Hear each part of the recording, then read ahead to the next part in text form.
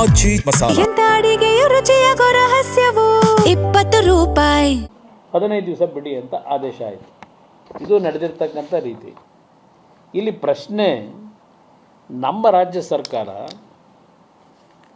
ಈ ಒಂದು ವಿಷಯಗಳಲ್ಲಿ ನಾವು 3 ವರ್ಷದ ಮುಖ್ಯಮಂತ್ರಿಗಳಿಗೆ ಹೇಳ್ತಾರೆ, ಪಾಪ ಪಾರದರ್ಶಕತೆಯಿಂದ ತೀರ್ಮಾನ ತಗೋತಾರಂತೆ ನಮ್ಮ ಮುಖ್ಯಮಂತ್ರಿಗಳು. ನಮ್ಮ ರೈತರ ಹಿತವನ್ನು ಗಮನದಲ್ಲಿಟ್ಕೊಂಡು ಎಷ್ಟು ನೀರು ಬಿಡಬೇಕು ಅಂತಕ್ಕಂಥ ಪಾರದರ್ಶಕತೆಯನ್ನು ಅಳವಡಿಸ್ಕೊತೀನಿ ಅಂತಕ್ಕಂಥ ಪಾಪ ನೆನ್ನೆನೂ ಹೇಳಿದ್ದಾರೆ. ನಾನು ಆಗಸ್ಟ್ 2ನೇ ತಾರೀಕಿನ ಸಭೆಯಲ್ಲಿ ಸರ್ಕಾರಕ್ಕೆ ಒಂದು ಎಚ್ಚರಿಕೆ ಅವತ್ತೇ ಕೊಟ್ಟೆ. ನಾನು ಇವತ್ತು ಏನು ನೀವು ಕರೆದಿದ್ದೀರಿ ಈ ಸಭೆ,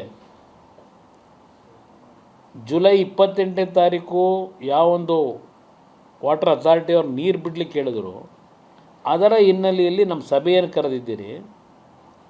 ಈಗಾಗಲೇ ಕಳೆದ 2 ದಿವಸಗಳಿಂದ ಕಬಿನಿ ಜಲಾಶಯಕ್ಕೆ KRSಗೆ ದೊಡ್ಡ ಪ್ರಮಾಣದ ನೀರಿನ ಹರಿವೇನಿದೆ. ಇದರ ಮೇಲೆ ಈಗಾಗಲೇ ಕಬಿನಿಯಿಂದ ನೀವು ಪ್ರತಿನಿತ್ಯ 25,000 ಕ್ಯೂಸೆಕ್ಸ್ ನೀರನ್ನು ಬಿಡ್ತಾ ಇದ್ದೀರಿ. ಇಲ್ಲಿ ಇದನ್ನು ನೀವು ನೋಡಿಕೊಂಡು ನಾವು ರಿಲೀಫ್ ಆಗಿದ್ದರೆ, ಸದ್ಯ ಎಲ್ಲ ತೊಂದರೆ ಇಲ್ಲ, ನೀರು ಹರಿತಾ ಇದೆ ಅಂತ ಇದ್ದರೆ, ಇದು ಬೀಸೋದೊಣ್ಣೆ ತಪ್ಪಿಸ್ಕೊಂಡಿದ್ದೀರಿ ಅಷ್ಟೇ. ಇದೇ ಪದ ಯೂಸ್ ಮಾಡಿದ್ದೀನಿ ಸಭೆಯಲ್ಲಿ. ಬೀಸೋದೊಣ್ಣೆಯನ್ನು ತಪ್ಪಿಸ್ಕೊಂಡಿದ್ದೀವಿ ಅಂತ ಹೇಳಿ ಮೈ ಮರಿಬೇಡಿ ಅಂತ ಹೇಳಿದೆ. ಏಕೆಂದರೆ ಮುಂದಿನ ಆಗಸ್ಟ್ ನಂತರ ಮತ್ತೆ ಪುನಃ ನೀರು ಬಿಡಬೇಕಲ್ಲ ನಾವು. ವಾಟರ್ ಶೇರಿಂಗ್ ಏನಿದೆ ಅದರ ಹಿನ್ನೆಲೆಯಲ್ಲಿ ಈಗ ನೀರು ಒಳ ಹರಿವಿದೆ ಅಂತ ಹೇಳಿ ಇದೇ ರೀತಿ ಮಳೆ ಸಂಪೂರ್ಣವಾಗಿ ಬಂದು ಜಲಾಶಯಗಳು ತುಂಬುತ್ತೆ ಅಂತಕ್ಕಂಥದ್ದು ನಾವು ಆಶಾಭಾವನೆ ಇಟ್ಕೊಳ್ಳೋಣ, ದೇವರು ಪ್ರಾರ್ಥನೆನೂ ಮಾಡೋಣ.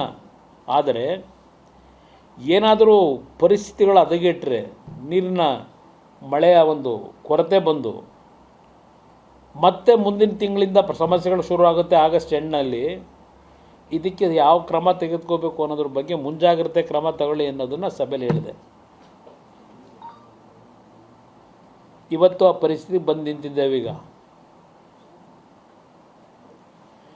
ತಮಿಳುನಾಡಿನವರು ತೆಗೆದುಕೊಳ್ತಕ್ಕಂಥ ಅವರ ಒಂದು ಗಾಂಭೀರ್ಯತೆ, ಅಲ್ಲಿಯ ಸರ್ಕಾರಗಳು ಈಗ ನೀವು ನೀರು ಬಿಟ್ಟರು 3,500 ಕ್ಯೂಸೆಕ್ಸ್ ನೀರು ಬಿಟ್ಟರು, ಅವ್ರು ಕೇಳಿದ್ರು ನೀವು 25,000 ಕ್ಯೂಸೆಕ್ಸ್ ಬಿಟ್ರಿ 3,500ಕ್ಕೆ, ಆದರೂ ಸಹ ಅವರು ಸುಪ್ರೀಂ ಕೋರ್ಟ್ ಮುಂದೆ ಹೋಗಿ ಅರ್ಜಿ ಹಾಕ್ತಾರೆ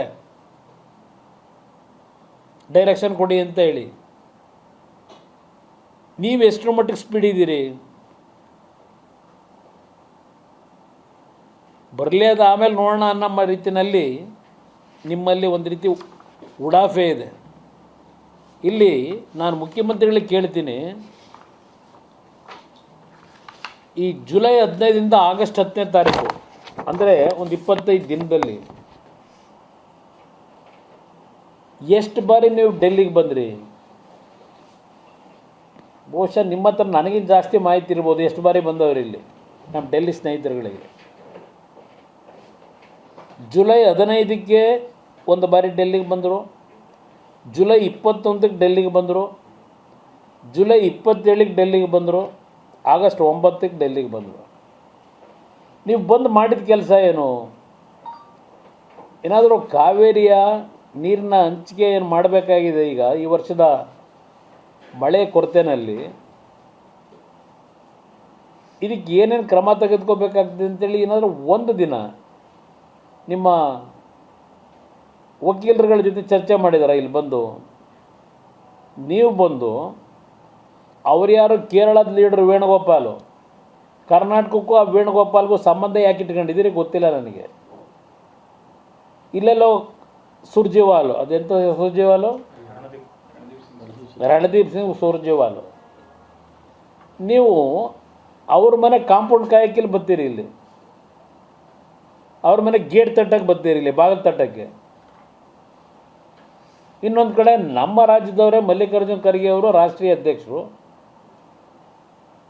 ಅಲ್ಲ ಅವೆರಡು ಕಡೆ ಬಾಗಿಲೇನಾದರೂ ಬೇಗ ತೆಗಿಲಿಲ್ಲ ಅಂತ ಇಲ್ಲಿ ಬರ್ತೀರಿ ಮಲ್ಲಿಕಾರ್ಜುನ್ ಖರ್ಗೆ ಅವ್ರ ಮನೆ ಮುಂದೆ. ಅವರು ಖಾಲಿ ಕೈಯಲ್ಲಿ ನಿಮ್ಮನ್ನು ಕಳಿಸ್ತಾರೆ. ನೀವು ನಾನು ಅದನ್ನೇ ಒಂದು ತಿಂಗಳಿಂದ ನೋಡಿದ್ದೇನೆ.